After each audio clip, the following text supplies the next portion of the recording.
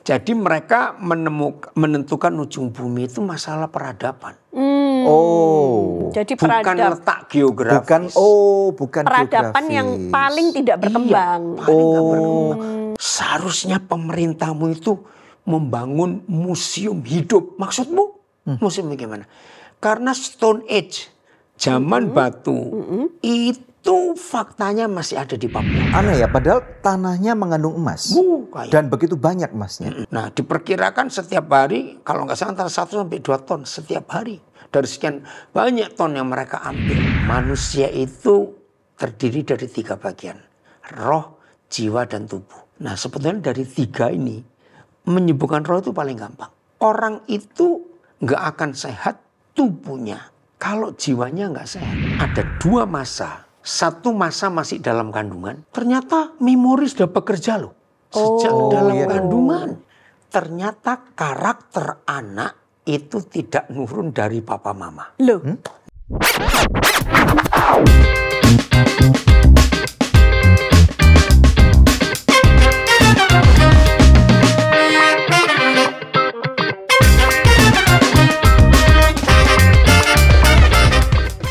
Welcome back Koden. Puji Terima Tuhan. kasih. Jauh-jauh Puji ini Tuhan. dari kalau saya ketemu Koden selalu tanya kembali. dulu. Ini berangkatnya dari mana ini? Dari Nabire, Surabaya, Terus. Jakarta. Soalnya Tadi kadang-kadang. pagi baru nyampe. Oh gitu ya? Iya. Welcome back to Good News Program. Terima kasih. Karena kalau Daniel, ini kan double Daniel nih. Ya. Berarti kalau saya bilang Daniel berarti ke saya. Kalau Koden ini berarti. Kalau Daniel tanya Koden di mana gitu ya. Nanti Iya. tahu-tahu di Amerika, tahu-tahu di Belanda, tahu-tahu di Jakarta, tahu-tahu di Bali gitu. Yang penting masih di bumi kok. Supaya nyapanya benar. Selamat Iya. pagi Kak, selamat siang, selamat malam benar. gitu loh. Nggak apa-apa, yang Jadi penting puji masih di Tuhan ya. bumi. Oke. Nah pemirsa sekalian, kalau yang baru pertama kali tahu Good News Program, salam kenal dari kami. Yang bisa Anda lakukan tentunya ada beberapa hal. Yang pertama, subscribe supaya memberikan support kepada pelayanan kami. Yang kedua, jangan ragu-ragu ya, berikan komentar selama perbincangan ini berlangsung, karena supaya kami tahu apa yang Anda dapatkan dan rasakan. Dan kemudian yang nomor 3, share ulang kepada WA group atau teman-teman Anda yang Anda kira ini relevan buat Anda. Dan kemudian yang keempat, ada super thanks tuh. Jadi ini ada satu cara untuk memberikan support kepada pelayanan ini supaya pelayanan ini terus berkembang dan maju. Nah, langsung aja kepada narasumber hari ini ya. Ya, Koden tadi sebelum syuting kita kan sempat ngobrol-ngobrol ya. Ternyata hebat banget pelayanannya Koden yang di Papua. Karena Tuhan. Jempol. Wah, Iya, karena jadi Tuhan. ada sekolah nih ya, Iya. dari TK sampai ke perguruan tinggi. Betul. Amazing, 30 Amazing. tahun ya melakukan ini. 30 tahun. Iya. Itu asal muasalnya maksudnya kenapa kok Papua? Kenapa Koden? Papua? Ya. Kenapa nggak pulau lain? Ya. Tadinya nggak pernah kepikir Papua. Bahkan waktu itu Irian ya, itu nggak ada sedikit pun di mimpi, pikiran nggak ada. Ya. Cuma ada 3 hal yang Tuhan itu taruh di hati. Yang pertama itu tentang kisah Rasul. Ketika Tuhan Yesus berkata, beritakan Injil Ya. dari Yerusalem, Yudea, Samaria sampai ke ujung bumi. Karena kalau Injil nggak sampai ke ujung bumi, Tuhan Yesus nggak datang. Ya. Nah dari situ mulai cari ujung bumi itu di mana. Karena kan bumi ini bulat, nggak Betul. punya ujung. Ya udah. Yang kedua, ada hati yang Tuhan taruh dari dulu, memeratakan keadilan. Nah dulu pikir ya pulau-pulau terpencil, desa-desa itu banyak ketidakadilan. Terus yang ketiga, doa Yesus. Datanglah kerajaanmu supaya bumi jadi seperti surga. Betul. Nah akhirnya cari di mana tempat ujung buminya, di ujung bumi itu, di mana Indonesia ini ada daerah yang paling tidak adil. Nah surga nggak nyata berarti neraka yang nyata. Sampai satu hari bulan Maret tahun 89, tiba-tiba aja Tuhan berikan saya buku. Judulnya From Jerusalem to Irian Jaya. Oh ya? Wow. Iya, makanya spesifik. Siapa yang nulis? Ruth Tucker, Ruthucker. Ternyata dia bukan nulis tapi compile, susunan. Wow. Jadi Ruth Tucker ini mencoba menelusuri pekerjaan Roh Kudus yang pertama kali setelah hari Pentakosta sampai ketemu ujung bumi. Itu dia susun secara kronologis. Oke. Bagus sekali buku itu. Jadi itu bukan tulisan Ruth Tucker. Jadi dia ngumpulin sejarah. Wow. Oh, dia Iya, ngikutin movement Nah, Roh Kudus ngikutin kemana itu, aja. Iya. Ternyata orang pertama dan itu orang terakhir di buku itu yang menemukan ujung bumi itu di Irian Jaya. Itu Don Richardson. Dia punya 3 buku, 1 Anak Perdamaian, yang kedua Penguasa-penguasa bumi, yang ketiga Kekekalan di hati mereka. Dia orang Amerika yang menjadi penginjil untuk suku Sawi di daerah Merauke, Papua. Ya. Nah, dia berkata, ternyata Irian itu ujung buminya. Wah, aneh sekali, gitu. Nah, kemudian belum berani meyakinkan. Kenapa? Satu kali bertemu dengan berapa biologis, ya, dari Italia, dari Amerika, dari mana lagi lupa. Itu ketemu di airport Biak. Ya. Ya. Nah, seneng ketemu orang kulit putih kok bisa. Seharusnya pemerintahmu itu membangun museum hidup. Maksudmu? Museum bagaimana? Karena Stone Age, zaman batu, itu faktanya masih ada di Papua. Oh ya? Ya, sudah sejak tahun 90 waktu pertama kali kami ke sana sudah berubah banyak. Itu mereka masih pakai alat batu untuk hidup. Untuk buat api. Buat api, buat motong, buat apa? Oh, masih pakai batu. Di suku apa ini, Kodan? Hampir semua suku di pedalaman. Di pedalaman semua Papua. Semua Papua masih pakai cara itu. Wow. Nah, dibandingkan dengan suku-suku Indian, Maya, Inka yang ribuan tahun, Betul. mereka sudah punya peradaban, punya artefak, punya peninggalan, punya gerabah, punya tulisan. Ini nggak ada apa-apa di Papua. Wow. Nah, gara-gara itu juga akhirnya kalian harus belajar antropologi. Nah, salah satu teori antropologi yang membedakan antara zaman prasejarah dan zaman sejarah itu antropologi. Sederhana sekali. Gimana, Kodan? Kalau di benak suku itu ada sistem roda. Oh. Ternyata roda itu ukuran mesin penghasil energi Betul. berputar. Ya. Yang kedua, kalau ada tulisan. Itu perubahan dari prasejarah ke Menjadi sejarah. sejarah. Ternyata di Papua enggak Nggak ada. ada. Berarti Yang di masih pedalaman-pedalaman prasejarah iya, dong. sampai sekarang masih kayak gitu. Sebagian besar. Maka itu sepeda aja nggak ada. Semua dipikul. Pakai taruh kepala. Kalau roda kan sudah bisa Iya, didorong. Bisa cepat, ya. Sejak zaman Mesir berapa ribu tahun. Betul. Piramid dan pakai roda semua. Ini nggak ada. Wow. Tulisan pun tidak ada. Sampai hari ini nggak pernah ditemukan. Peninggalan apa-apa. Gerabah nggak pernah. Biasa semua cuma dibakar. Nah, di situ. Yang kedua, betul-betul mereka itu sangat tertinggal.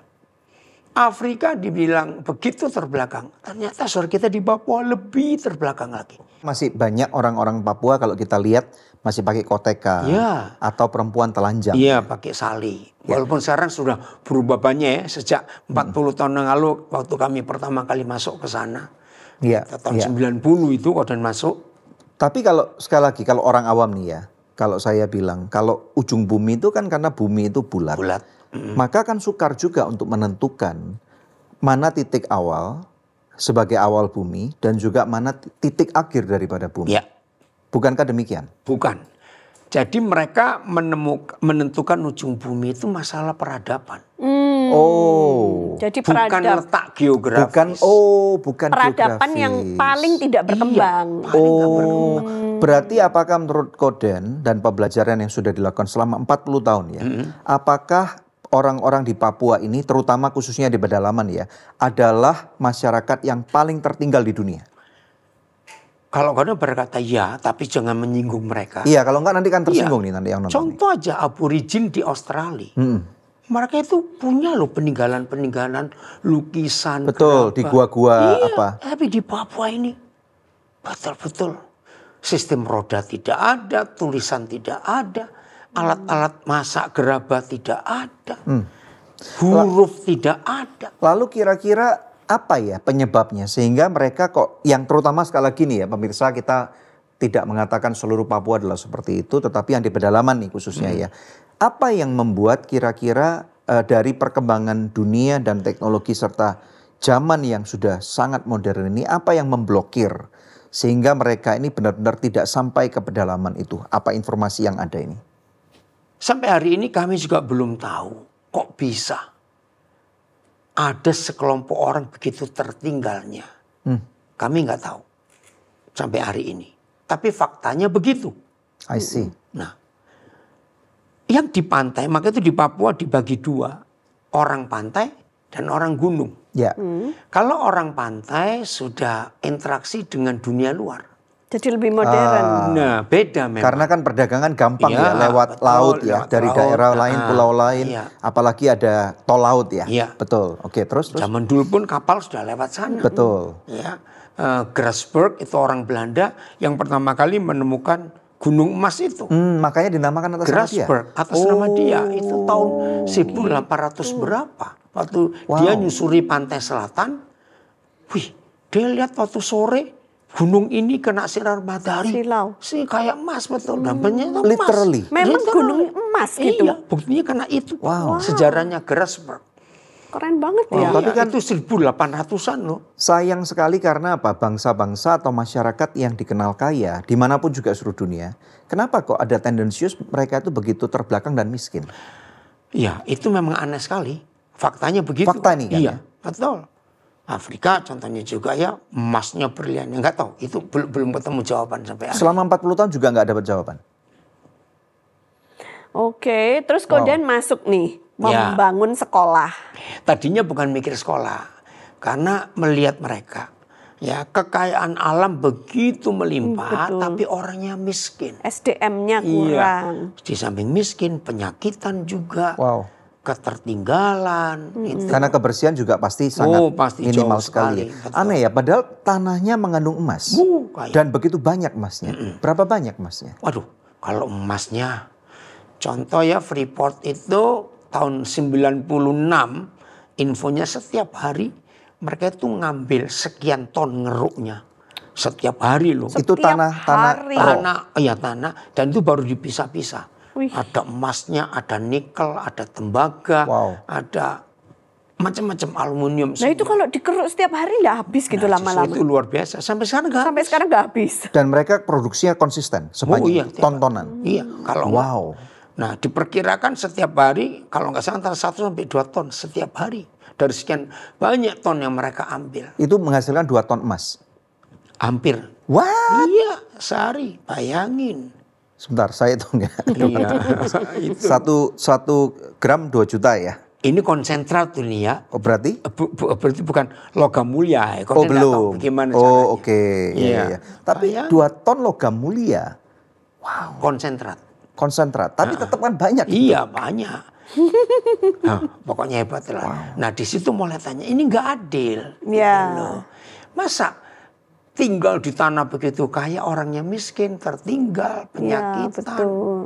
Ada kesenjangan ya Iya, sosial. jauh sekali. Lalu apa yang Koden putuskan waktu? Nah, setelah melihat fakta itu, cari apa yang mereka butuhkan ini.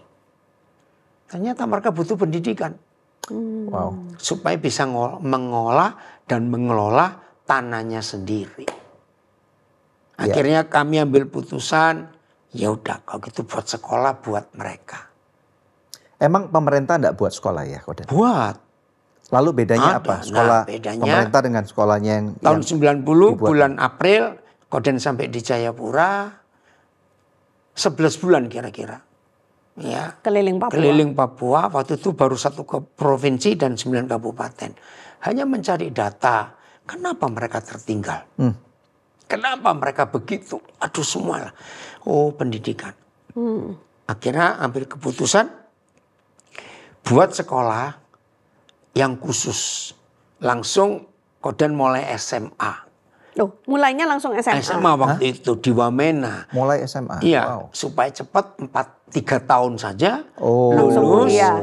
lalu 4 tahun kuliah S1. Oh, oke, paham. Jadi supaya mempercepat Iya. mengurangi tingkat kemiskinan lah. Ya. Gitu loh. Ternyata gagal.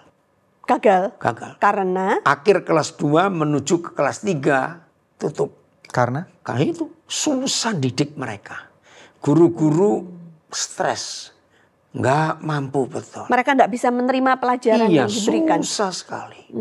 apakah karena mungkin dasar pendidikan level Ya SD, itu. SMP tidak ada? Macam-macam penyebabnya. Masuk kesehatan, Pondasinya nggak gizi, semuanya. Berarti sangat kompleks ya. Oh, masalah yang ada 40 tahun yang lalu khususnya. Iya, Ya. itu jadi 90 masuk, 9 April, 91 Juli bikin sekolah SMA itu.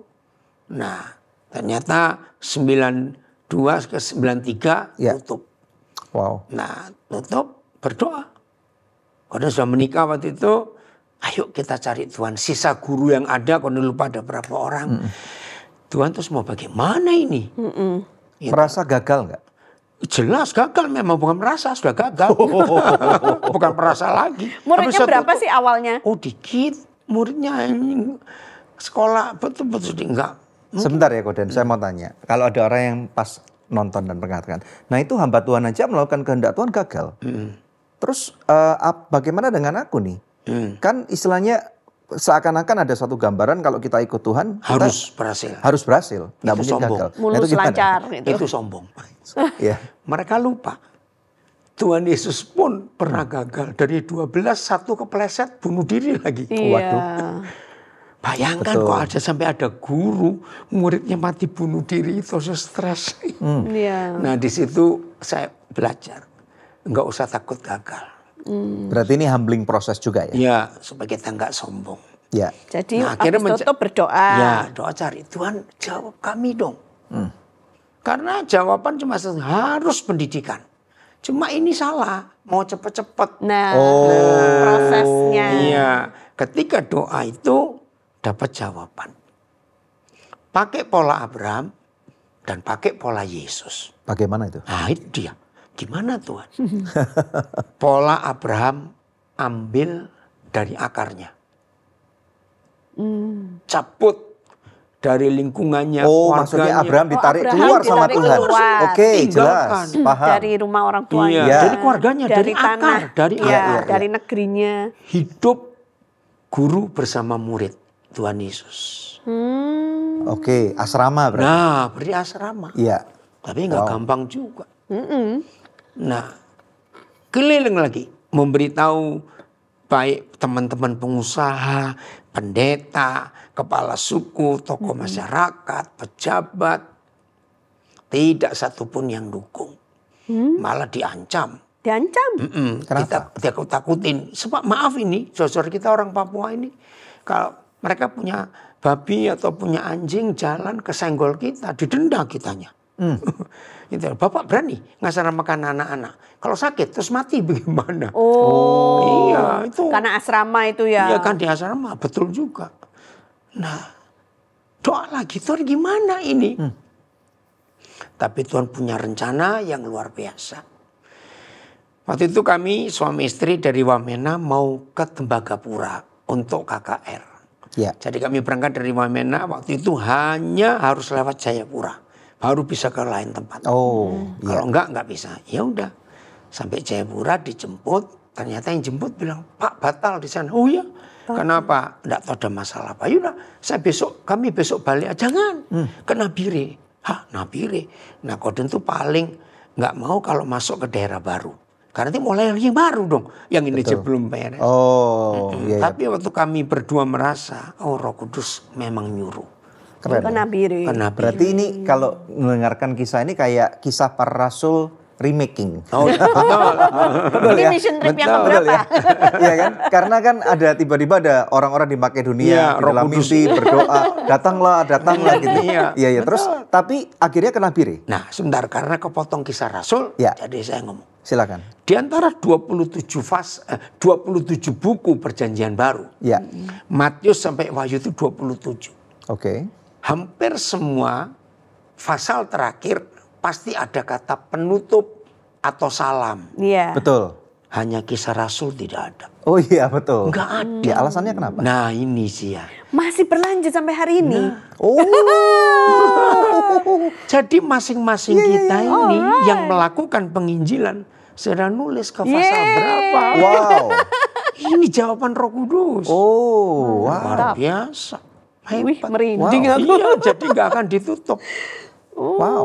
Kalau Tuhan masih beri kesempatan kita, ayo terus. Ini sama seperti di kitab Ibrani 11 ya? Ya, Tentang iman tokoh-tokoh ya? iman, Hall betul. of Faith. Ya, Tokoh-tokoh iman itu kan juga banyak. Kita bisa masukkan diri kita di sana juga ya? bisa. Wow. Apalagi ada ayat 40 di Ibrani 11. Tanpa kita, mereka itu nggak sempurna loh.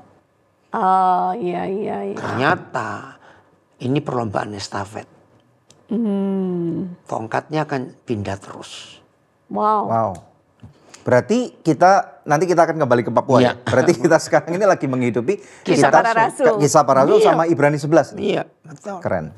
Karena iman, Iya. Ko Daniel Alexander pergi ke Berani. Nabire Iya. untuk mendirikan Nah, sekolah. itu. Dan mengentaskan anak-anak Papua dari keterbelakangan dan Berarti- kemiskinan. Nah, oke. Nah, akhirnya kami sampai Nabire.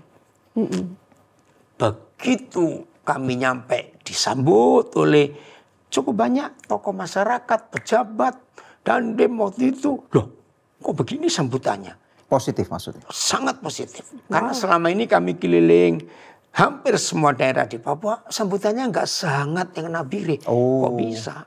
Nah, ternyata saudara di Nabire ini sudah dengar tentang visi ini. Pola Abraham dan pola Yesus. Wow.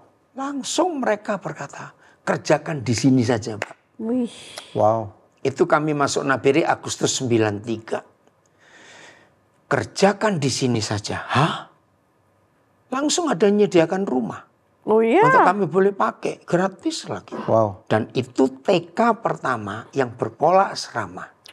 TK Iya. sudah asrama. Karena harus mulai TK dari akar. Oh. Karena Abraham ini tadi. Mereka enggak nangis ninggalin orang tuanya. Oh, itu nanti ada cerita lain lagi.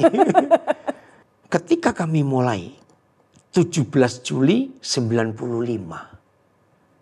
Maka itu Juli kemarin kami mensyukuri 30 tahun. Wow. Kok nggak diundang kami? Diundang kan cuma lupa. Nah, selama itu sekolah ini kami nggak boleh terima di tengah-tengah. Oh iya. Harus di TK terus supaya maju. Supaya membangun dari awal, dari grassroots ya. Iya, dari akarnya tadi dicabut.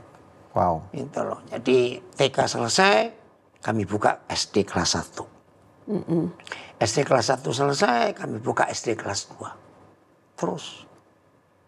Wow, mengikuti perkembangan Iya, mereka harus begitu. sampai SMP, SMA, Ah, kuliah. Ya. Nah, terus Buka sebagian besar perguruan mereka, tinggi. ini yang sebagian dosen-dosen STIMI kami itu dari anak-anak ini. Oh. Iya, Wow. luar biasa. STIMI itu berarti ilmu. Komputer, STIMIK, Sekolah Tinggi Ilmu Manajemen Komputer. Wow. Iya, Berarti di Nabire sudah ada nih. ada baru STIMI, 2 keren. jurusan. Dan guru-gurunya, berarti dosen-dosennya itu dulu lulusan TK Bagian. dari Nabire. Iya. Keren. Dan sebagian kami kuliahkan sendiri. Saya mau tanya 2 pertanyaan. Yang pertama, selama 40 tahun itu hal apa yang paling berkesan yang Daniel Alexander alami? Ya, satu. Yang paling berkesan. Kami pernah mau dibunuh berapa kali.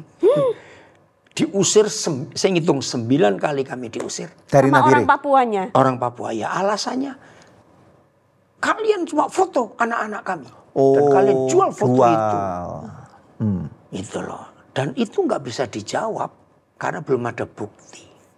Ini di awal-awal perintisan ya. Iya, awal perintisan. Oh, maksudnya karena difoto tapi kok Kan sekolahnya banyak belum jalan? LSM kan banyak. Iya, Ya foto terus dapat duit tapi anak betul, ini betul. Berarti sekolahnya waktu itu sudah jalan atau belum jalan? baru. Oh, masih baru. Masih baru. Udah wajar mereka marah, kecewa begitu. Iya.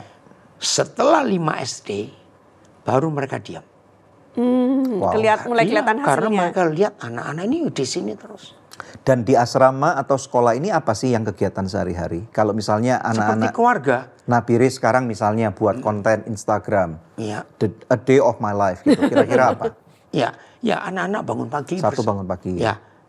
Jadi pengasuh asrama itu jadi papa mama Oke. buat anak-anak ini. Jadi anak asuh lah ya. Iya, jadi betul-betul manggil papa mama. siapin makan, doa bareng semuanya. Wow. Terus sekolah, pulang sekolah ada aktivitas lagi di asrama itu. Ya seperti keluarga. Jadi seperti keluarga. Jadi proses belajarnya bukan cuman dari sekolah. jam 7 sampai jam Enggak. 1 Iya. siang, tapi 24 jam. Iya. Iya. Itu pengasuh-pengasuhnya itu luar biasa. Jadi kalau bagaimana mereka berantem pukul-pukulan, Ya, sudah tahu. mereka Ya, harus mereka. harus Iya. akur lagi. Iya. Oke. Dan hebatnya itu mereka antar suku bisa membaur. Karena sampai hari ini masalah terbesar Papua itu perang antar suku. Oh gitu. Iya. Oh di Papua itu banyak sukunya ya? Oh banyak ratusan, bahasanya diperkirakan ada 600 bahasa loh. Hah? Oh iya untuk Papua saja. Satu Papua Iya. 600 bahasa? Kurang lebih itu yang menemukan itu Kartidaya. Wow. Penerjemah Alkitab. Iya. 600 bahasa. Iya. Wow. Satu-satunya daerah di dunia. Ada satu bahasa penuturnya nggak sampai 40 orang. Hebat nggak? Cuman 40 orang saja, tidak sampai 40 orang. Dan setiap tahun pasti ada satu yang punah. Karena mereka habis mati. Suku ini. Betul-betul unik Papua ini. Wow. Itu tadi hal yang mengesankan. Kalau misalnya dibilang ada hal yang paling menggembirakan apa selama 40 tahun ini? Ketika orang-orang tua itu memaksa kami untuk menerima anak-anak mereka karena tahu hasilnya. Tapi nggak mungkin kami terima semua. Nggak mampu. Maka itu kami batasi 2 anak dalam satu keluarga yang kami bisa terima. 2 anak dalam satu keluarga. keluarga. Iya. Oh iya. Kalau enggak. Ya benar karena mereka bisa anaknya 13. Iya, terus makanya Betul. terus Kalau dan lagi dikasih- sekolah ya kemurahan Tuhan. Boleh kata sekolah terbaik, fasilitas, gedung semua. Ini di Nabire atau Senabire saja atau Enggak. seluruh Papua? Belum, kami baru 2 provinsi saja, Papua Tengah dan Papua Barat. Nabire dan Manokwari. Kalau di Nabire itu di provinsi apa? Papua Tengah, Papua Tengah. Oke. Manokwari, Papua Barat. Ini sekolahnya bayar apa enggak Goden? Khusus untuk anak Papua tidak. Oh. Sekolah gratis? Iya, untuk anak Dari Papua. TK sampai perguruan tinggi? Perguruan tinggi bayar mereka, kan Oke. sudah campur. Nah, jadi gini, kalau kurikulumnya sekarang, kan sekolah itu orang mungkin pikir ya, aku punya uang banyak, aku bisa bangun sekolah gitu. Guru ya oke lah cari guru, murid mungkin ada, tapi membangun sekolah itu tidak semudah apa yang orang pikirkan karena perlu konsistensi, perlu guru yang pintar-pintar, guru yang mau susah. Kalau nggak bisa jalan sekolahnya. Nah ini bagaimana dengan kurikulum yang ada? Ada istilah, bukan soal kurikulum aja. Maaf ini, orang bangun gedung. Ya. Gedung gereja atau rumah. Nggak ada dana, bisa stop. Betul. Iya. Lah sekolah ini nggak Nggak ada bisa dana, nggak bisa stop. Gitu loh. Tuhan provide, Tuhan menyediakan sampai hari ini. Caranya? Ya, punya banyak teman. Oh. Saudara yang kenal pelayanan ini, mereka dukung, support begitu. Nah kurikulum kami mengikuti pemerintah. Oh jadi kurikulum dari Diknas. Nasional. Iya harus ngikut. Oh. Tapi ada tambahan istilah dulu muatan lokal. Ya kami tambah sendiri tinggal di asrama kok. Bisa. Apa aja misalnya itu? Waduh, saya kalau nyebutin apa aja itu nggak bisa. Minimal dari pembelajaran Alkitab mungkin. Oh itu pasti. Tapi yang lain-lain ada tambahan-tambahan begitu sesuai keperluan anak-anak. Musik misalnya. Oh, I see.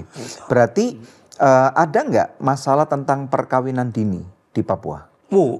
Bukan perkawinan ini bedanya. Justru saat itu sistem mereka itu anak laki itu membawa sial buat orang Papua. Hah? Karena bayar mas kawin. Oh. Kalau punya anak perempuan itu senang karena terima mas kawin. Oh. Wih, mas kawinnya mahal sampai hari ini. Padahal di suku-suku tertentu harus punya anak laki ya, Iya, yang ini penerus perempuan marga. justru paling suka. Mas kawin itu macam-macam. Biasanya itu piring. Waduh ya. Piring macam-macam. makan. Iya piring. Tapi yang mereka milih apa gitu. Macam-macam. Ada uang berapa. Mahal. Enggak cuma puluhan juta loh. Maka itu aduh ngeri sekali tradisi adat mereka. Sehingga sudah sampai punya cucu belum menikah sah. Karena kalau Karena adat- enggak punya iya. uang untuk beli mas kawinnya. Iya. Itu jadi terjadi banyak maaf kasus free sex. Harus gimana? Oh gitu. Di Papua Jadi ini bukan kan, pernikahan dini enggak.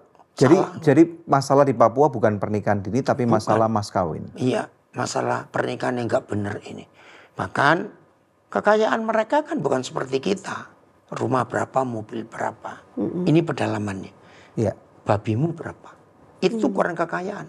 Kalau orang Papua yang pedalaman yang tadi Koden bilang tentang babinya berapa itu bisa berapa kaya mereka? Berapa? Tergantung makanya berapa banyak. Kayak mobil, kayak uang itu diukur. Kayak yang Koden pernah tahu atau pernah lihat bertemu langsung? Ya bisa sampai 20 ekor babi mas kawin, bisa 100 ekor babi. Oh ya? Iya, makanya tergantung perjanjian mereka bagaimana. Berarti ada dong keluarga-keluarga di pedalaman Papua yang sampai punya ribuan ekor babi? Ribuan sih enggak ya. Enggak ya? Ratusan ada. Wow. Nah itu bisa kawin lagi, asal punya babi. Loh, Iya. bisa punya beberapa istri Istri gitu. bisa, kepala suku. Ya sekarang sih mulai menurun ya, karena pemerintah dan gereja mulai ngajar mereka. Iya, iya. Nah, berarti kalau gitu sekarang Papua udah masuk modernisme dong maksudnya? Belum ya kalau Belum, Jaya? belum. Apakah hanya di kota-kota besar kayak Jayapura, Manowari, hanya Nabire kota saja? besar saja. Berarti banyak PR yang bisa Oh, dikerjakan. banyak. Seperti kami tinggal di Nabire, itu ibu kota provinsi. Rumah yang kami tempati dari tahun 94 sampai hari ini nomor rumah aja nggak ada. Loh, Nama jalan orang cuma nyebut aja deket mana. Oh gitu? Iya, dari tahun 94 enggak pernah pindah lokasi berarti? enggak. Justru malah tambah rumahnya. Oh, iya. Ini yang paling lama, itu contoh. Enggak ada nomornya. Belum ada sampai hari ini, enggak ada. Bahkan Nama di jalan ada. yang jalan besar ada, tapi lorong-lorong itu enggak ada. Enggak semuanya ya, tapi sebagian besar. Dan orang kalau nyebut nama jalan malah bingung di mana itu. Jadi yang jadi patokan apa? Ya ada apa di situ, rumah siapa, Berarti orang landmark. pada tahu. Sistem landmark mereka. Iya. Iya. Nah, saya pernah dengar ya, apakah ini masih berlaku atau tidak ya? Ada orang-orang Papua yang mau minta makan Indomie atau mie instan, dan mereka itu bersedia menukar kayak bongkahan-bongkahan emas gitu. Apakah ini benar? Apa cuma Dulu cerita mungkin saja? ya, dulu. Jadi bukan cuma bongkahan emas dulu, karena waktu itu ya bumbu-bumbu kan mereka nggak ada. Ya. Ya awal-awal mie instan itu masuk, wah mereka tuh sukanya luar biasa. Kan nggak pernah merasakan bumbu-bumbu Rasanya seperti- meledak-ledak ya. Nah itu akhirnya mereka punya apa bisa ditukar dengan itu. Sampai masalah tanah, hanya dikasih minuman bir atau apa, berapa kaleng bisa ditukar dengan tanah waktu itu. Berhektar-hektar. Ya enggak sih, tergantung aja rumah mereka. Iya, kasihan memang. Sampai Tapi kayak sekarang sih sudah berubah ya, enggak seperti Baik. Nah, terus apa yang firman Tuhan bisa lakukan ini Koden terhadap orang-orang? Maksudnya apakah gereja Tuhan sudah bekerja cukup berfungsi untuk melakukan perannya? Ya maaf kata, secara total gereja Tuhan belum mampu merubah. Contoh, Injil masuk itu di satu pulau namanya Mansinam, Di daerah mana itu? Manowari. Ya. Itu dari kota Manowari pulau nyebrang paling 10 menit naik speedboat sudah nyampe. Ya, terus Itu 5 Februari 1855. Nah, ada satu kampung kalau dihitung pakai jalan kilometer ya nggak sampai 100 kilometer sampai hari ini. Itu ada daerah apa ya, Pravi dan sejenisnya. Itu masih ketinggalan. wow. Bayangkan. Jadi maaf kata ini gereja masih itulah gereja karena lebih sibuk ngurusin organisasi dan dogma. Jadi Injil belum memerdekakan secara 100%. Maka itu kejahatan masih tinggi di sana. Pemerkosaan masih tinggi, kemabukan. Aduh, itu menyedihkan. Ya, kalau kita lihat dari upaya pemerintah Indonesia ya, khususnya di Presiden Bapak Jokowi ya, kan ada jatuh jalan lintas Papua yang sudah dibangun oleh pemerintah. Seberapa berfungsi ini? Iya. Kata lintas Papua itu jangan bayangkan seperti misalnya tol Trans dari Jawa. ya Trans Jawa, jangan. Ya. Yang dibangun itu misalnya kota Nabire, dekat kota-kota kecil sebagian. Nah itu yang dibangun. Cuma jarak sekian ratus kilo. Oh, I see. Nggak sampai masuk ke dalam-dalamnya. Masalahnya Papua itu kalau dibanding luasnya itu 3,5 kali Pulau Jawa loh. Wow, wow. Nah yang dihuni, yang didiami penduduk itu nggak sampai 15%. Wow. Jadi jumlah penduduk Papua yang 6 provinsi sampai hari ini itu masih di bawah angka 7 juta. Jangan-jangan di dalam kekayaan Papua ini ada satu daerah yang kemudian kalau misalnya bisa punya akses khusus tertembus kayak ada high tech kayak Wakanda gitu. Enggak ya? Jangan mikir jauh-jauh. Iya.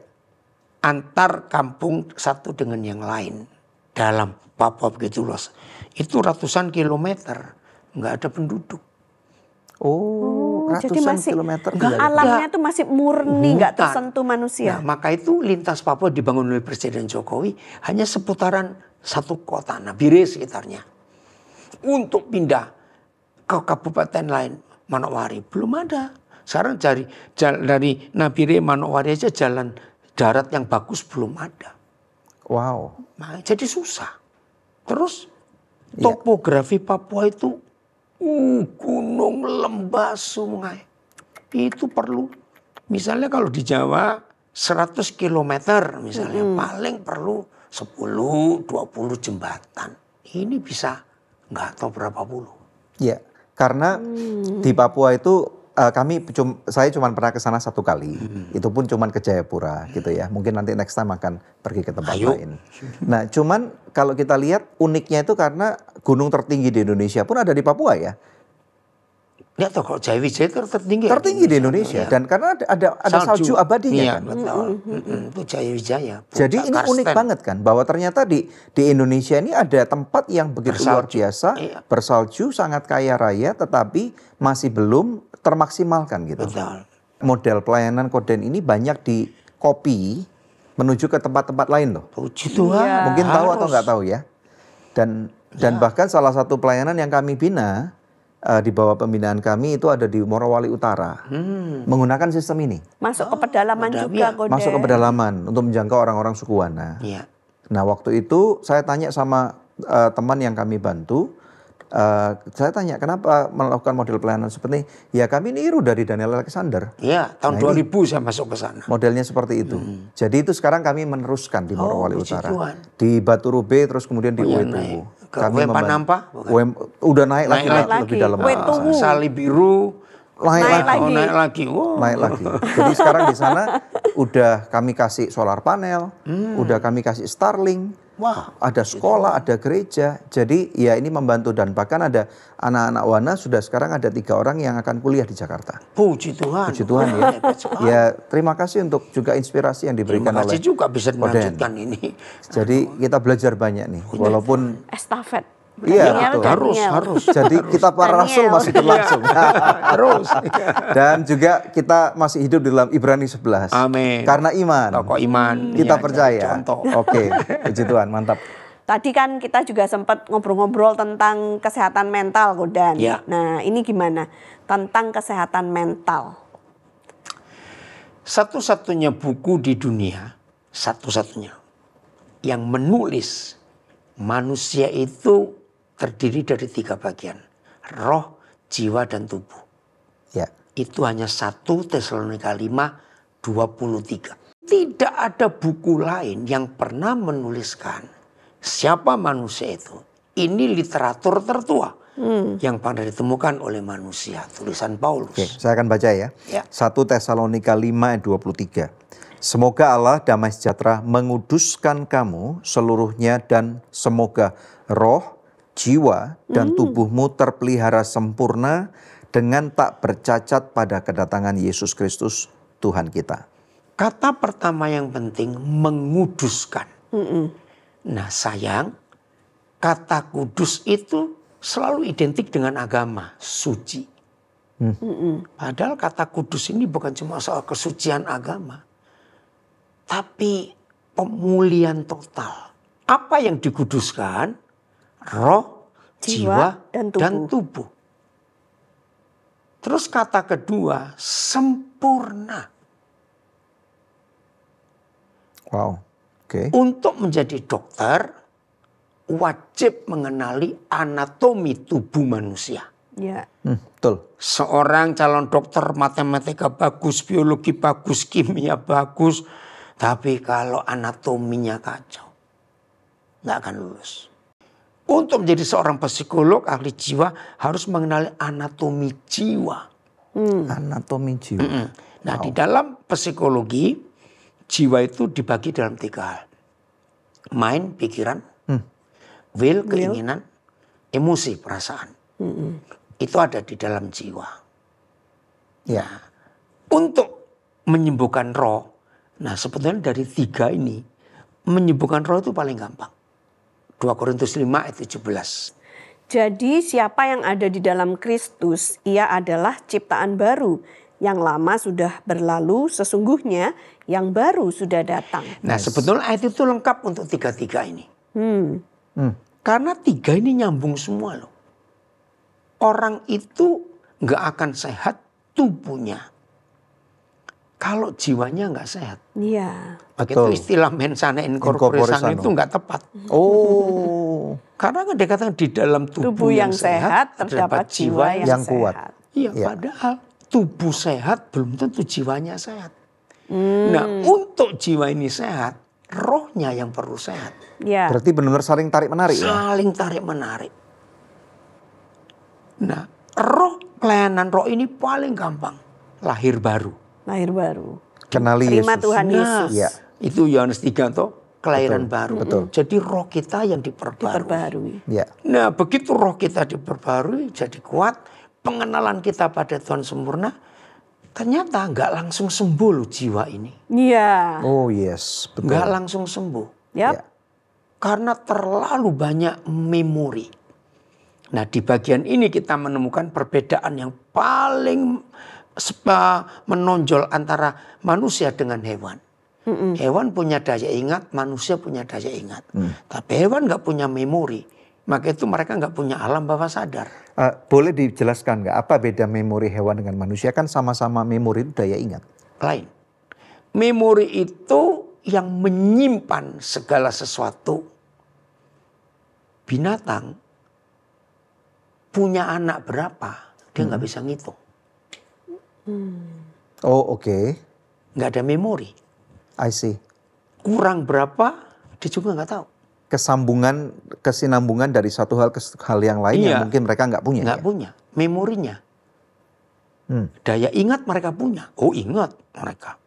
Ya, tapi memori ini beda.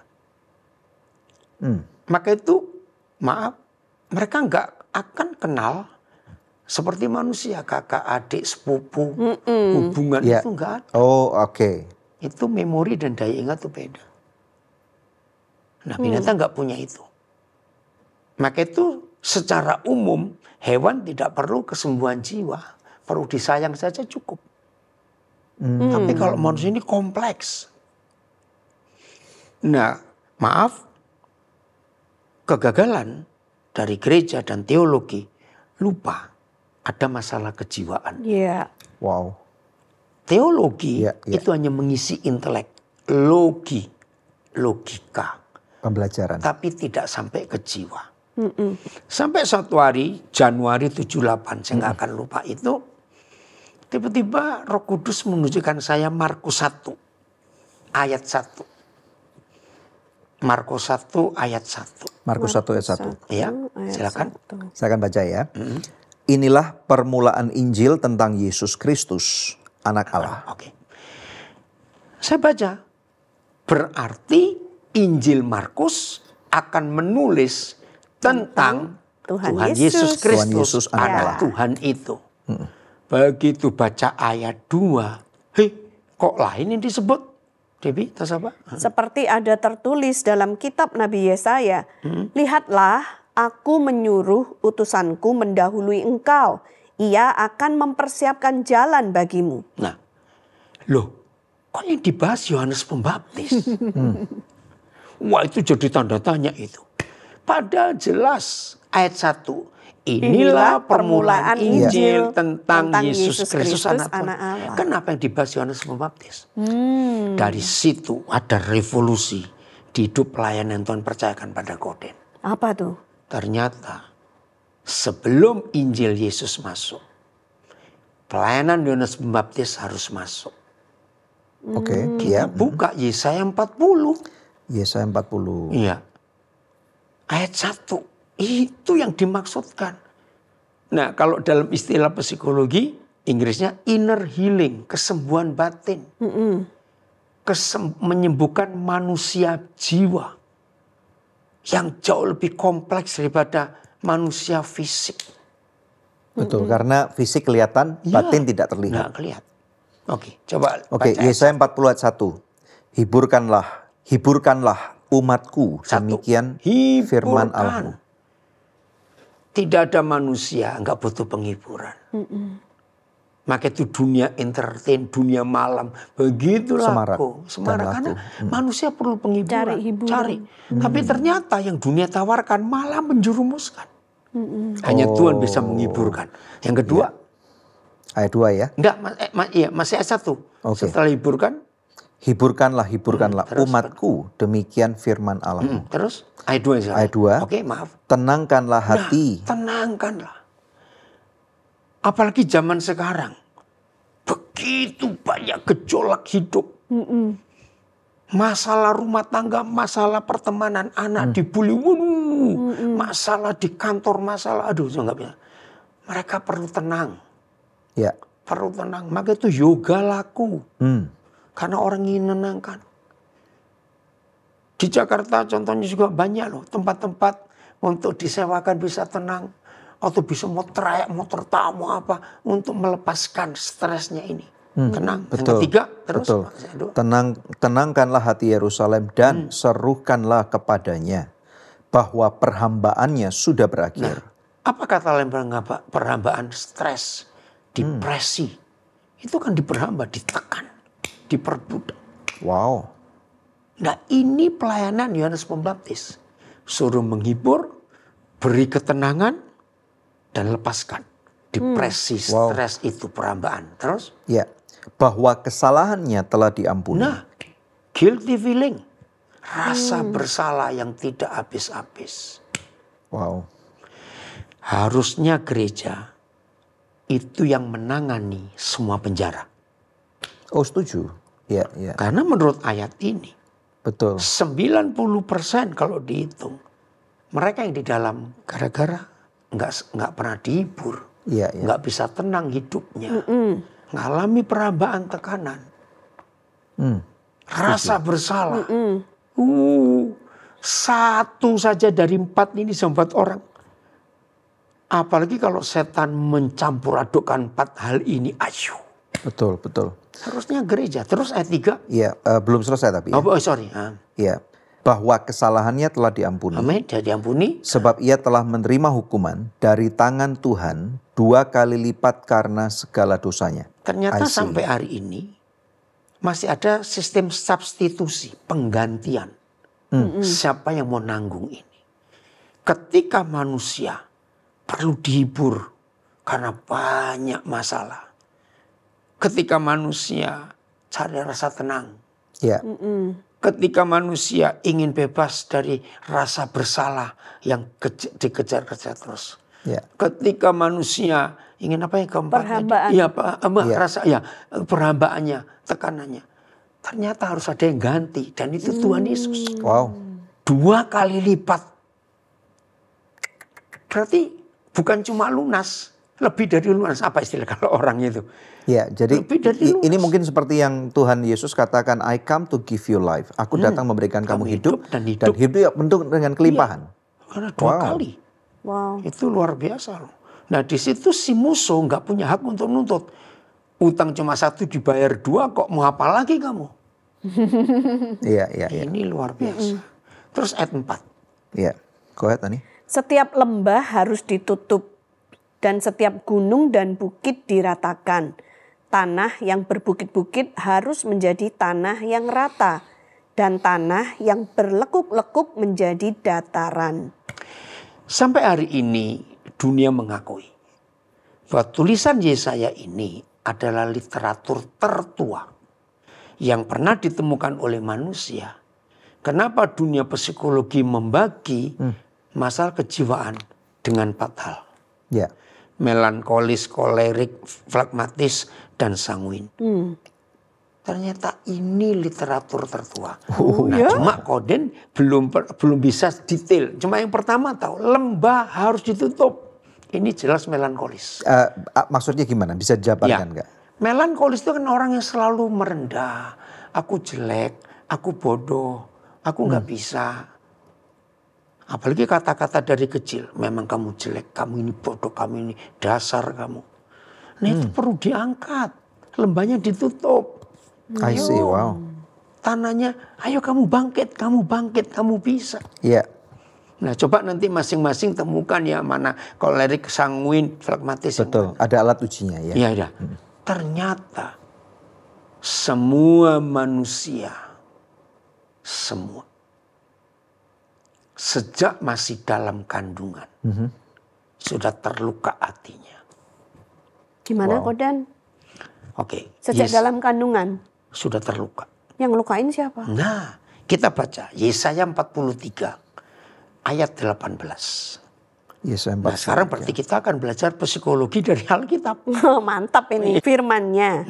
Janganlah ingat-ingat hal-hal yang dahulu. Dan janganlah perhatikan hal-hal yang dari zaman purbakala. Stop dulu.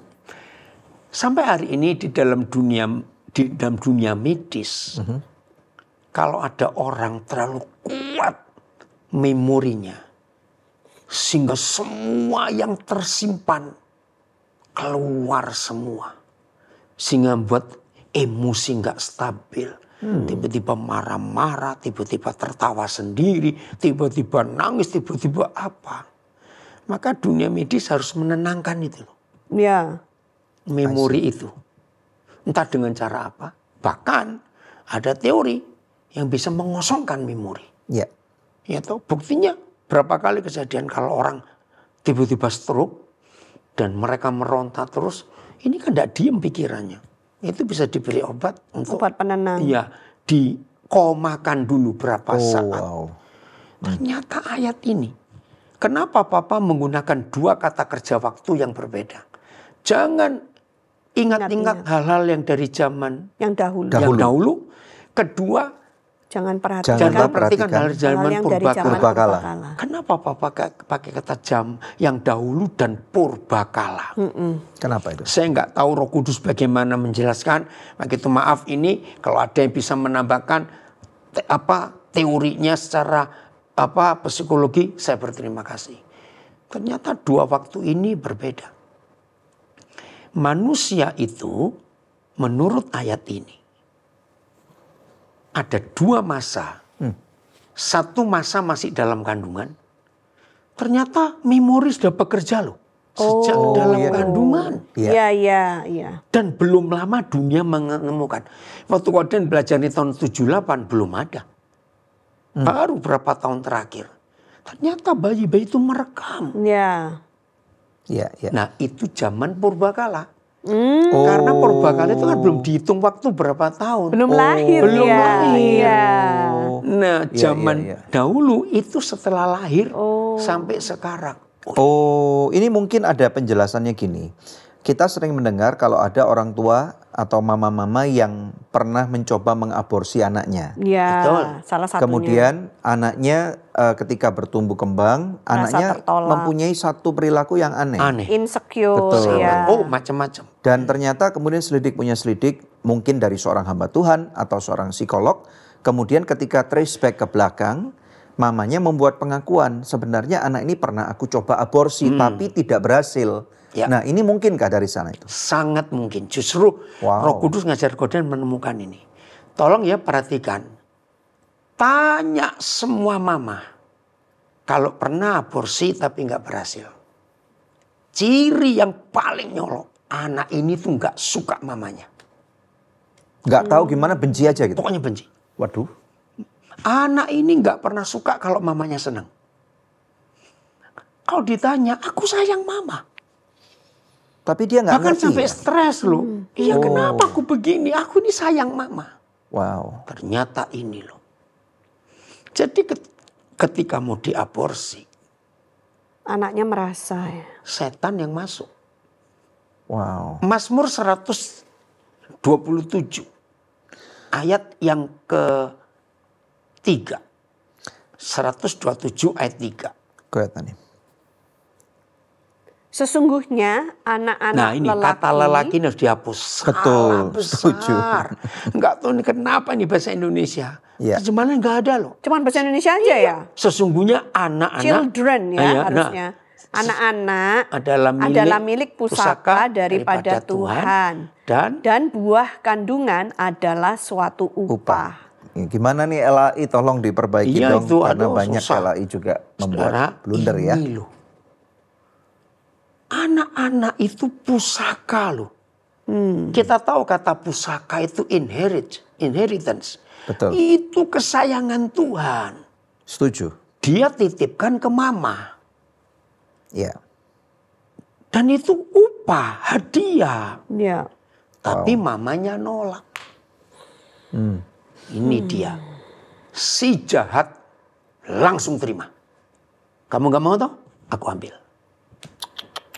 Jadi ini sebuah kehidupan yang dicolong oleh iblis ya. Maka itu maaf.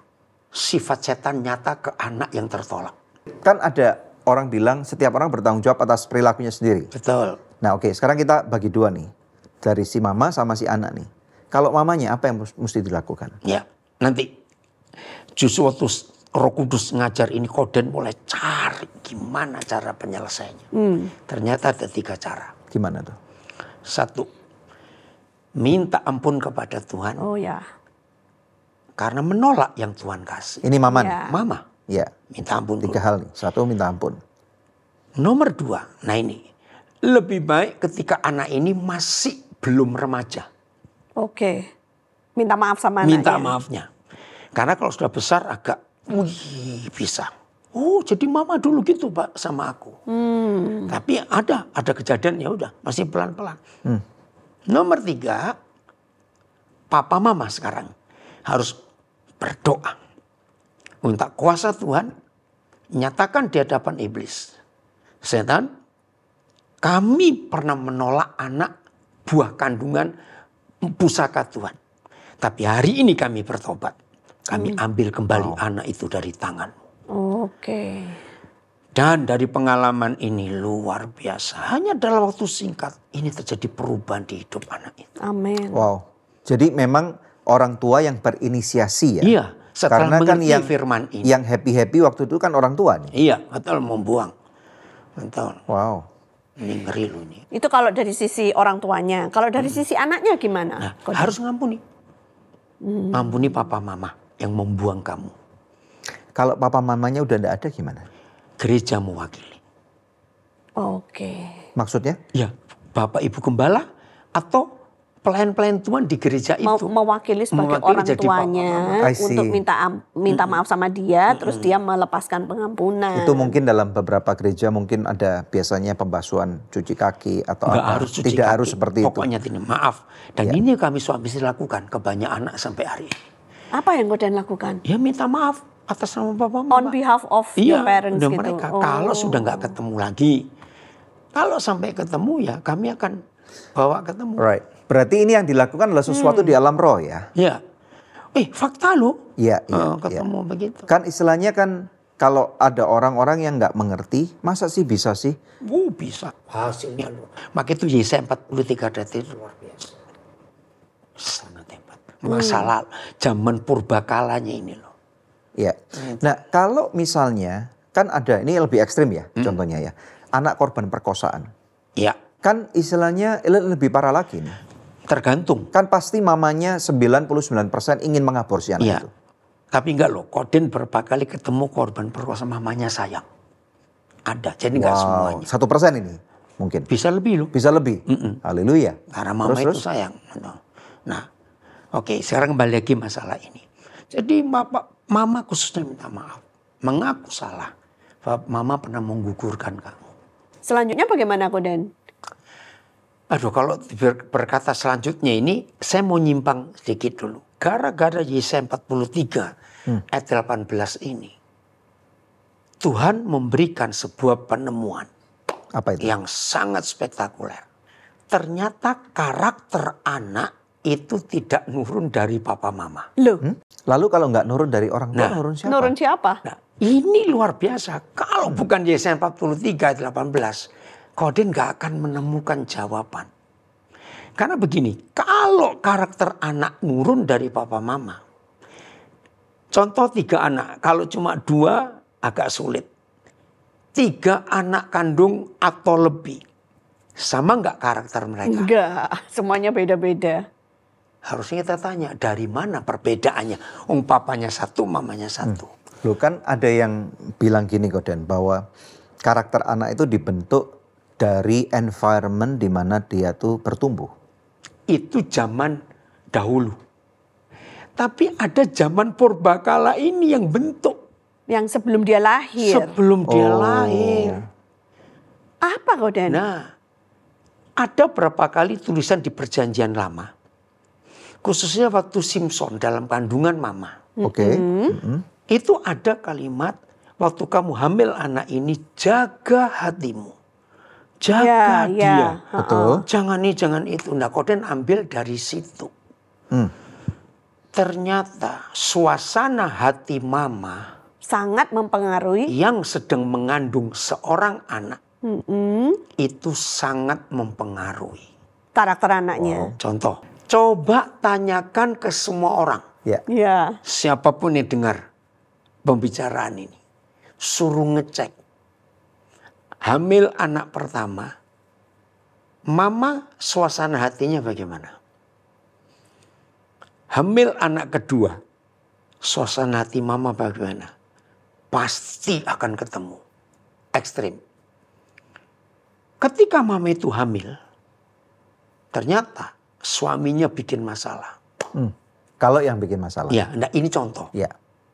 Sehingga timbul rasa nggak suka si mama kepada papanya, Pak Nek. Anak ini lahir bisa nggak suka papanya. Oke. Apa yang dirasakan mama? Nah ini Koden pakai apa itu? Waktu itu ya sampai ratusan keluarga yang Koden kenal, Koden tanyain khusus satu persatu. Dan benar teorinya. Dan betul ayat ini. Wow. Suami kerja di sebuah perusahaan atau sebuah kementerian, pindah tugas kemana-kemana. Ternyata di tempat tugas yang beda-beda itu, mama akan terpengaruh suasananya. Lengkap nggak fasilitasnya, lingkungannya bagaimana. Ini kalau mama bawaannya marah-marah aja nggak enak. Ini karakter pemarah muncul. Loh ini kan berarti hampir sama dengan mitologi yang dipercaya oleh orang-orang Jawa dan orang-orang Cina dong. Justru mereka tahu dari Alkitab ini. Karena ini duluan. Iya. Betul. Kan kita Maka sering dengar dari mama-mama kita nih, Iya, orang Jawa bilang dari tembus, nenek-nenek kita iya, nih. tembus, betul. Dan yang mereka katakan itu betul. Ini ayatnya. Maka itu karakter anak itu bisa beda semua. Makanya mesti hati-hati. Iya, itu Nggak jaga. boleh Jangan benci kamu marah sama sama orang. orang itu. Iya. Ikutlah anak itu. Betul, itu betul sekali. Nah, contohnya ini praktek. Punya teman hamba Tuhan, dia sudah meninggal semua yang dulu. Anak pertama itu perempuan rame, ceria. Pernah kami pergi satu pesawat, masih kecil loh anak ini umur 5 tahun. Wah begitu naik pesawat pramugara penumpang selamat sore om, selamat siang, cerincang.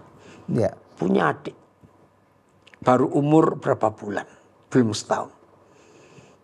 Suka nangis, rewel, ganggu. Lah itu kemudian buat penelitian. Kok bisa 2 anak kandung dari satu mama satu papa?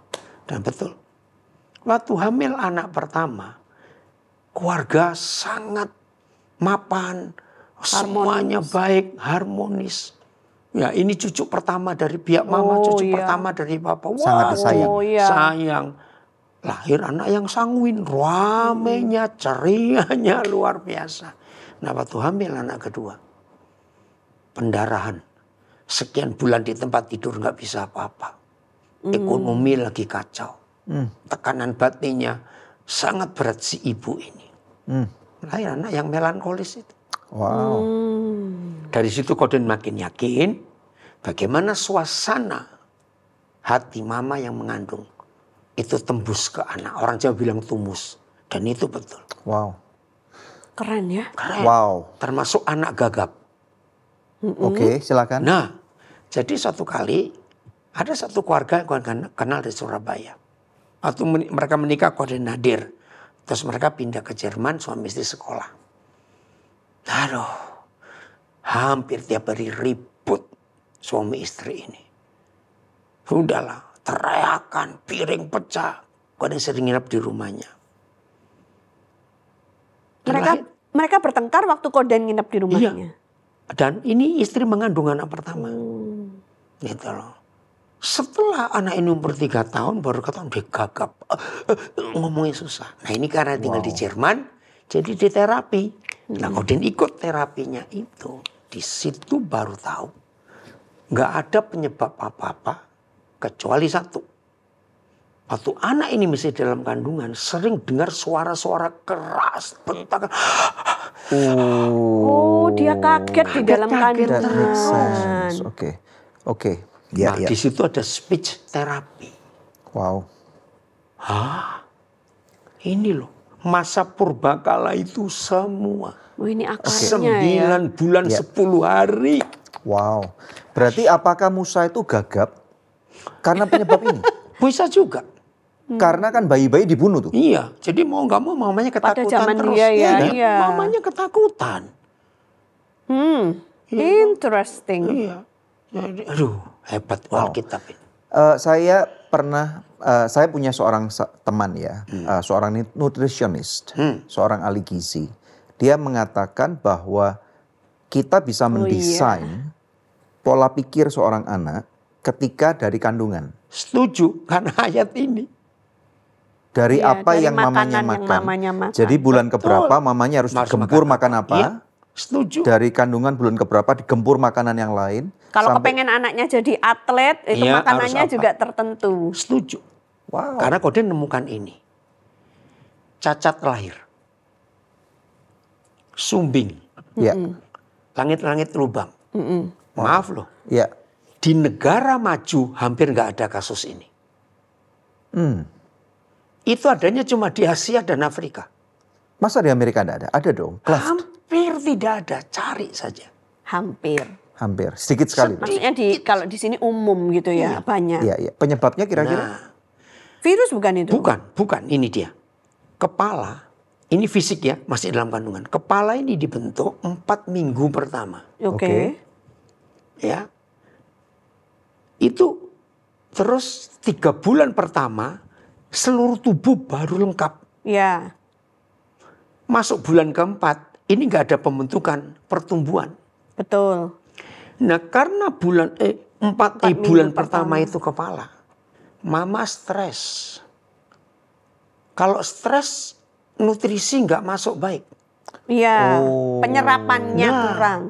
Ketika itu Bentuk. pembentukan bibir sedang berjalan, Oh, gizinya enggak terserap. gizi nggak masuk, nggak nyambung. Wow.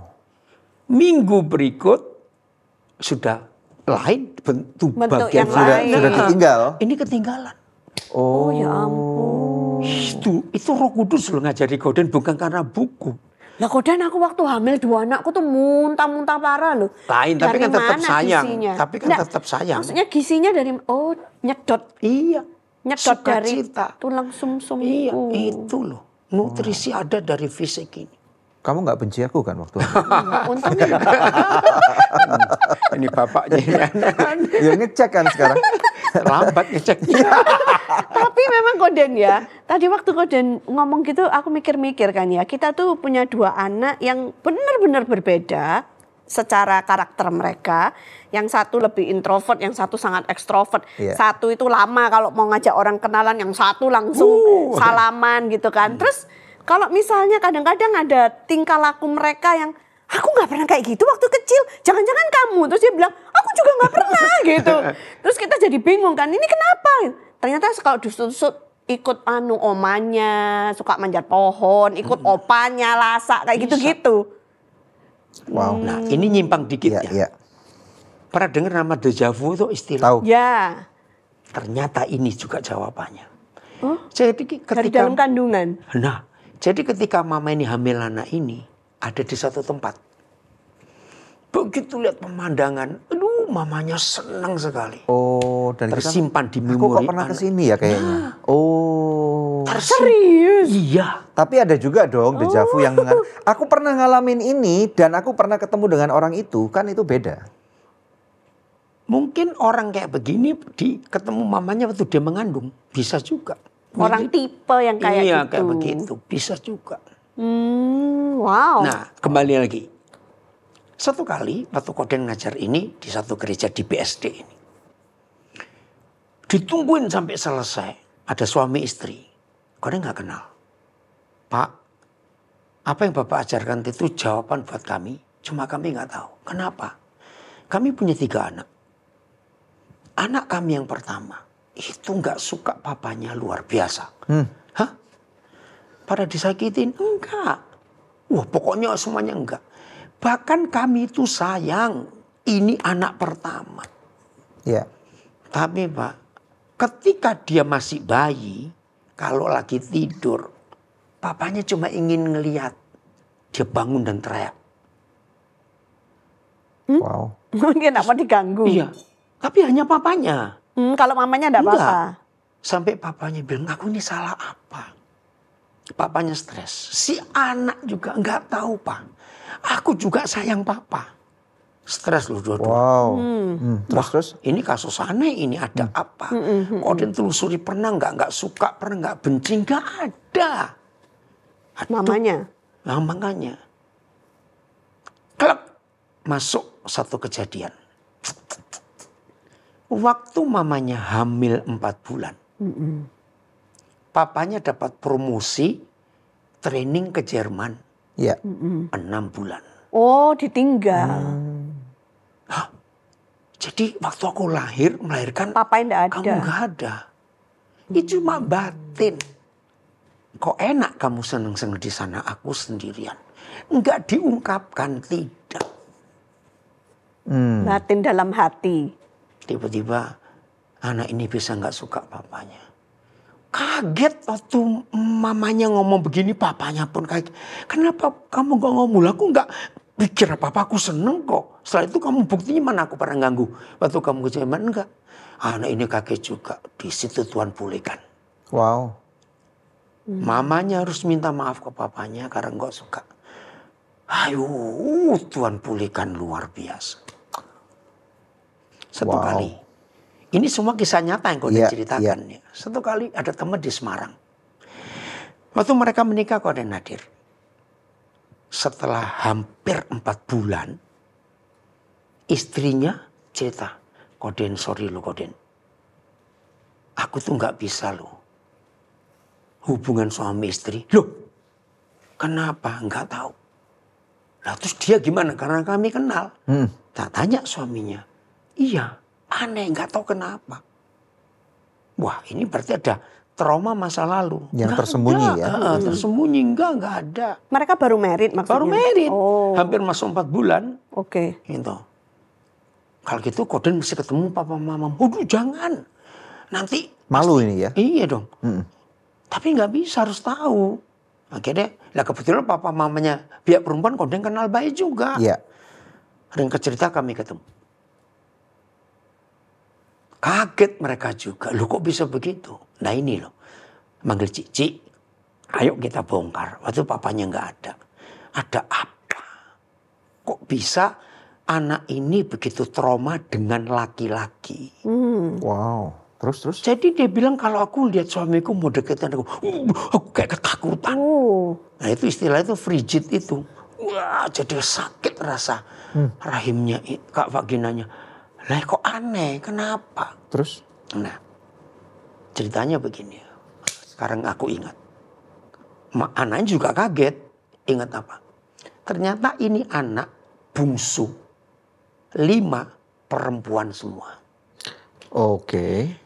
Waktu anak keempat lahir, papanya ngancam kalau sampai hamil anak kelima dan perempuan lagi, aku nggak akan terima. Betul, anak kelima lahir perempuan lagi. Wow. Tapi sebelum umur setahun, nah ini yang luar biasa. Perusahaan papanya, wah, Maju. jadi anak hoki. Anak bawa keberuntungan. Dari nggak diterima jadi anak keberuntungan. Nah. Ya. Sampai 4 ciciknya, Iri. dalam tanda kutip, sempat merasa iri karena ini pesta terbesar dan termewah. Anak ini pun tahu papanya sayang dia luar biasa. Tapi ada satu peristiwa. Anak yang gak disukai orang tua, malam itu pasti rewel. Jadi seringkali orang tua berkata, ini kembung. Bukan kembung. Hati papa mama yang gak sejahtera, itu membuat bayi-bayinya itu gelisah kalau malam. Anaknya bisa merasa.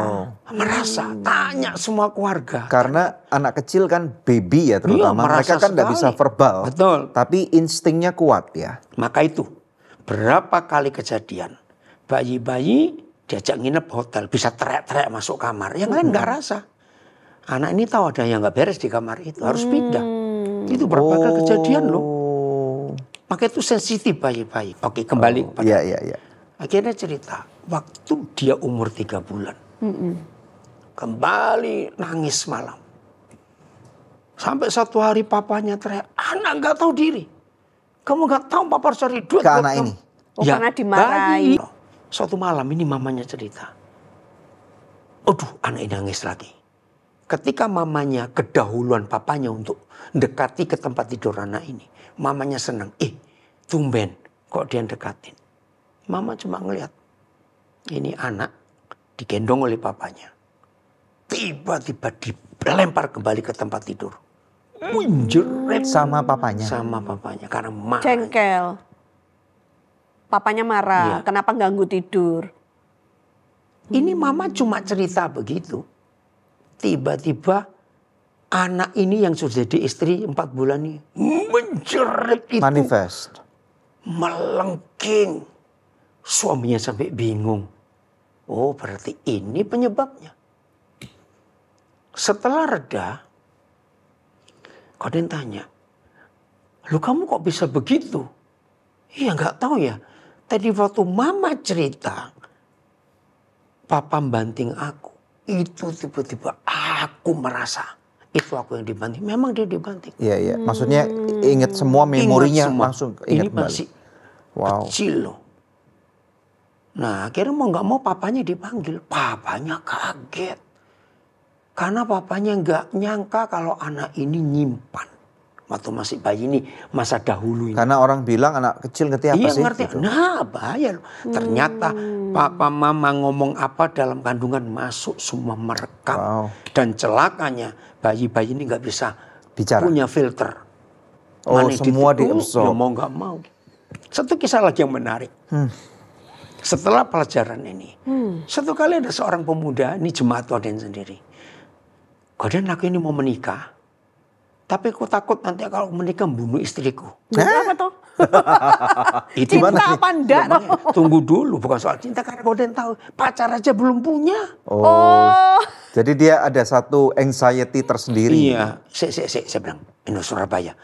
Loh, kamu mau menikah dengan siapa? Kok tahu takut bunuh istri? Terus? Aneh. Wow. Akhirnya Koden ajari ya cara ini tadi. Coba kamu ingat. Oh, aku tahu. Suatu hari waktu aku masih kecil, aku melihat papa bertengkar sama mama. Aku nggak tahu pertengkarannya, masih kecil. Cuma papa itu ambil gunting. Wow. Mau tusuk mamaku. Wow. Mama menghindar. Dan gunting itu nancap di pintu kusen pintu kamar mereka. Oh ya? Kamu umur berapa? Nggak tahu. Dan satu hal yang unik. Terekam. Tiap kali kalau saya masuk kamar mama papa, saya itu coba pegang. Nggak nyampe tanganku. Hei, umur berapa? Dan hebatnya Tuhan, waktu ini diungkap, mereka belum pindah rumah. Kalau gitu, Koden harus ketemu papa mama. Jangan, mereka itu nggak tahu. Ya tapi kalau nggak, kamu nggak bisa menikah. Nggak bisa pulih. Nikah cerita, setelah dibujuk, ya udah ada mamanya. Iya. Ketemu. Waduh, harus hati-hati ngomong, jangan sampai itu. Gue bilang, Mamanya iya ini loh. Sudah umur segini gak kawin-kawin. Kami papa mama sudah nunggu dia.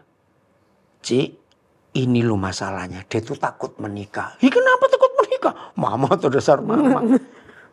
Dia takut menikah. Kalau menikah dia bunuh istrinya. Mamanya tertawa. Gila kamu. Cik, tak ceritain ya. Kasus ini. Begitu Koden cerita. Ini wajah mamanya berubah. Kalimat pertama.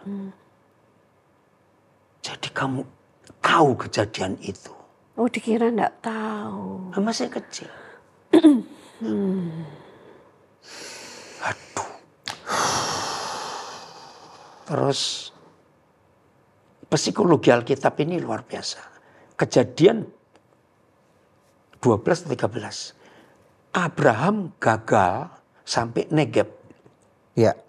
Lari ke Mesir. Terus ditulis kembali ke Negeb lagi. Petrus pertama kali ketemu Yesus di Danau Galilea. Iya. Dia gagal. Tuhan bawa lagi ke Galilea. Betul. Untuk Tuhan pulihkan. Betul. Balik nangkap ikan.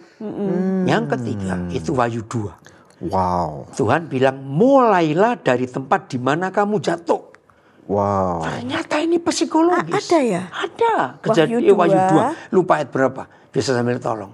Nah di dalam psikologi untuk menyembuhkan trauma kembalikan ke tempat kejadian. Wahyu 2 ayat 5. Iya, iya betul itu di psikologi memang gitu. Nah contoh begini. Ini Koden ada anak ketakutan kalau bawa ke rumah sakit. Begitu lihat putih-putih sudah ketakutan. Karena lihat orang pakai baju putih pasti dokter. Nah caranya pelan-pelan bawa ke rumah sakit. Dokter nggak semuanya begitu. Sembuh. Ini psikologi loh.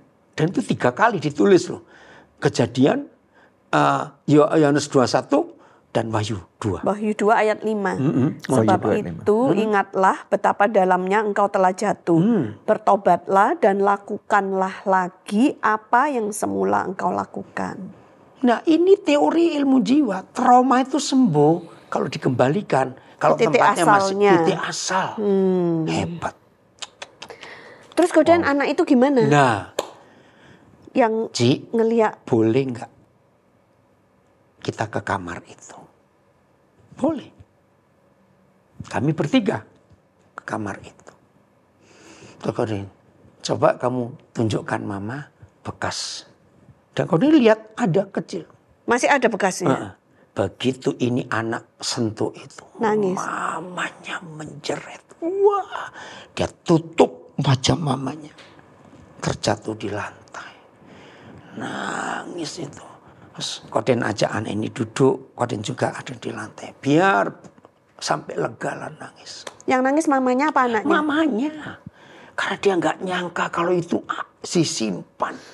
Dan mamanya pun mungkin juga ada luka batin yang tersembunyi juga. Yang tidak belum diungkapkan sembuh. selama puluhan tahun. Tapi waktu itu Koden nggak sempat ngelayani mereka. Sudah agak reda. Cik, boleh nggak Cik minta maaf ke anak ini? Terus Koden mewakili papanya karena nggak ada. Papanya sudah? Ada tapi hari itu nggak ada. Oh hari itu nggak ada. Ya, pokoknya ngomong. Akhirnya Koden doakan mereka dua.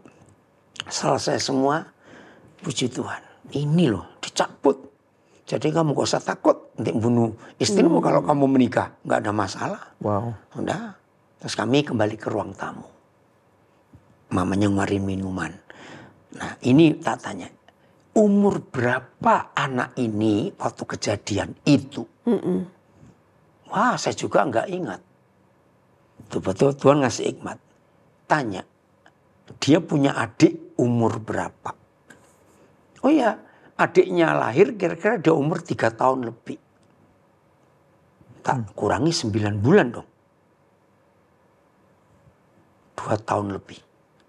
Dan masih terekam memorinya. Di situ ayat Yesaya 43:18 itu hidup. Ini hal-hal yang dari yang zaman dahulu. Karena sudah lahir ya. Iya. Wow. Wah dari situ Koden ketemu banyak hal. Maka itu kalau hanya teologi tanpa Yohanes Pembaptis, Injil nggak akan sampai. Jadi Yohanes Pembaptis itu merepresentasikan pelayanan jiwa. Iya. Karena Yesus yang memulihkan roh Roh manusia. mereka. Maka itu kalimat terakhir ayat 5, Yesaya 40 tadi. Ada suara yang berseru-seru. Persiapkanlah di padang gurun jalan untuk Tuhan.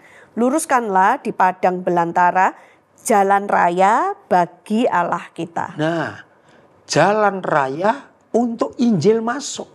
Jalan raya loh. Lagi nggak ada hambatan. Oh. Jalan bebas hambatan itu. Supaya Injil masuk. Dan itu pelayanan Yohanes Pembaptis. Boleh kan 4 tadi? Iya.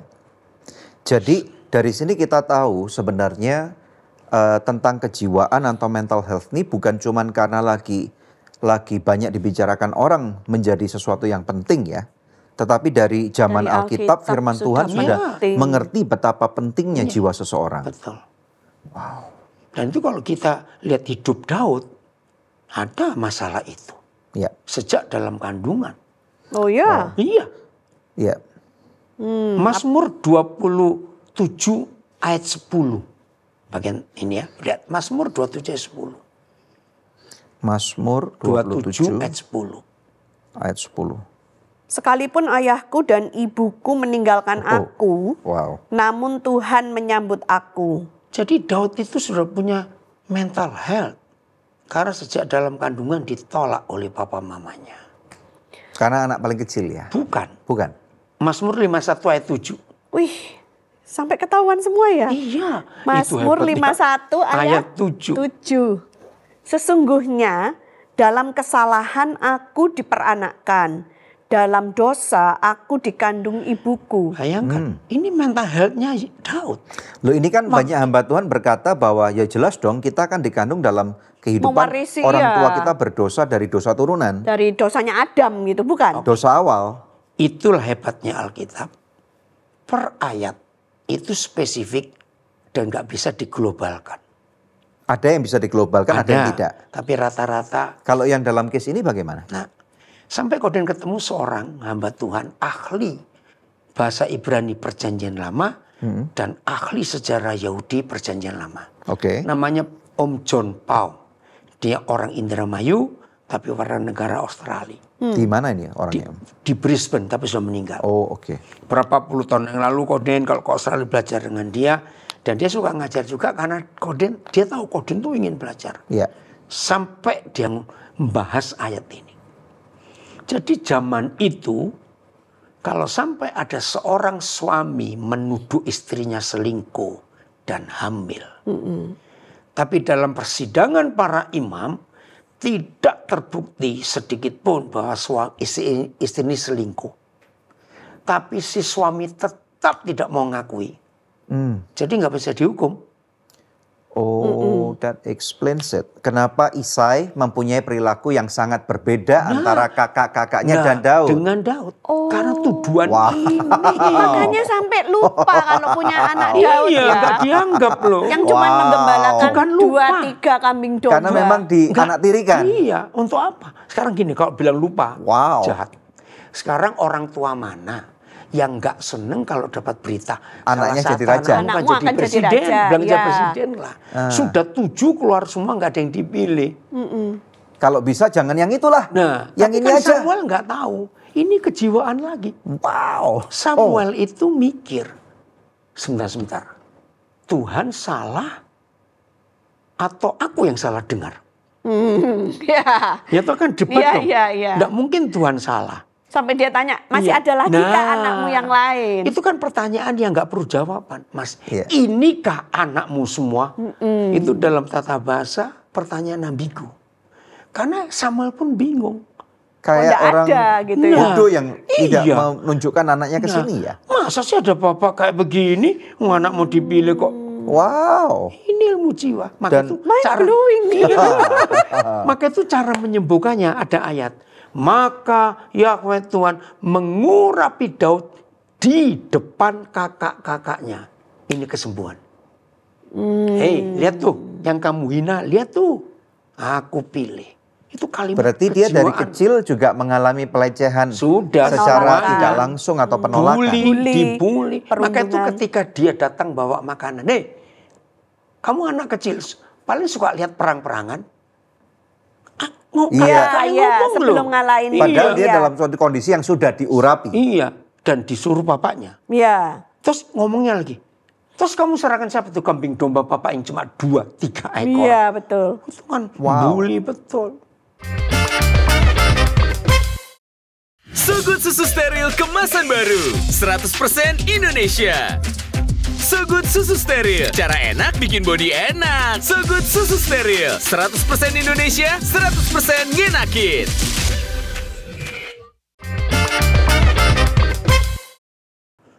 Itu. Kayak memandang rendah Iya, pekerjaan jelas dia, remeh merendahkan. gitu ya. Nah, jadi orang Yahudi, perempuan yang dituduh berzina tapi nggak terbukti. Itu kalau ketemu orang lagi perut besar, Malu ya. pegang perut.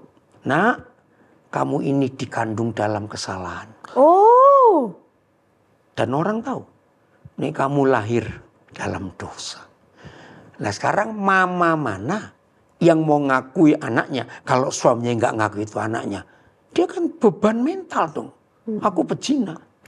Wow. Ih, Daud ini menderita sejak dalam kandungan. Kenapa kok papa yang nyurigain mamai? Ya kita kan Ya nggak tahu. Itu nggak dijelasin di Alkitab. Wow. Wow. Wow. You have to read between the lines. Wow. Oh my goodness. Wow. Keren.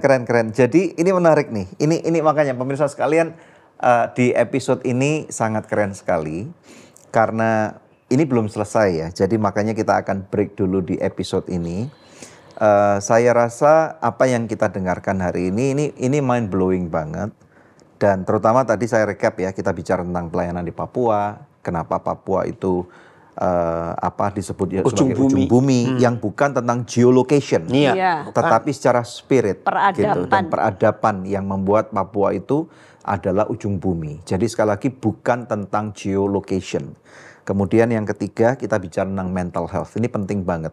Jadi pembelajaran dari beberapa ayat Alkitab saya dorong saudara untuk buka lagi, dengarkan lagi, ulang berulang supaya kita bisa tandain. Semoga apa yang kita bicarakan di Good News Program ini menjadi berkat buat kita semua. Betapa pentingnya mental health itu. Silakan berikan komentar atau sharekan ulang kepada siapa saja yang menurut Anda ini perlu didengarkan. Terutama mereka yang mempunyai perilaku-perilaku yang mungkin unexplainable. Tidak bisa mereka mengerti kenapa mereka benci papanya, kenapa mereka benci mamanya, kenapa mereka benci diri sendiri, kenapa mereka benci sama kakek neneknya, opa-omanya, kenapa mereka benci kepada gender yang seharusnya dia punya. Mungkin dia ingin jadi transgender gitu, merubah gender dari laki-laki jadi perempuan, perempuan jadi laki-laki. Nah nanti di episode berikutnya kita akan bicarakan lebih dalam yang sangat alkitabiah. This is very important dan saya percaya ini akan menjadi berkat buat siapapun juga. So we'll see you di episode berikutnya. Jangan kemana-mana. Ketika anak-anak masih bisa diajak duduk di rumah, yang kerja harus salah satu. Terus anaknya main game sendiri, main chatting game sama sendiri. orang, punya komunitas online. Masuk komunitas yang salah. Betul. Begitu mama papa sadar, terlambat. Kalau keinginan orang tua ini, wah, kelebihannya besar. Di situ akan muncul dua kelan.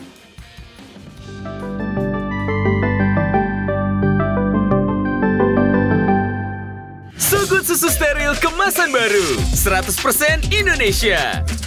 So Good Susu Steril, cara enak bikin body enak. So Good Susu Steril, 100% Indonesia, 100% ngenakin.